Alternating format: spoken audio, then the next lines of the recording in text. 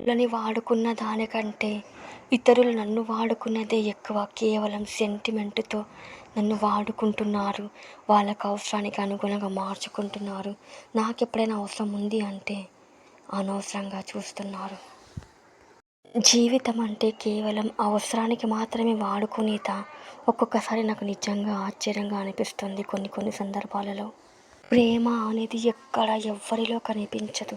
కేవలం వారి స్వార్థం, వారికి అనుకూలంగా మార్చుకోవడం. ఇదే నా జీవితం అంటే.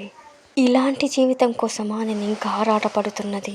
నాకిది తలుచుకుంటే నిజంగా నా మీద నాకు చిరాకేస్తుంది. కేవలం మనుషులని మిషన్‌లాగా వాడుతుంటే ఈ సమాజం మీద నాకు నిజంగా సిగ్గేస్తుంది.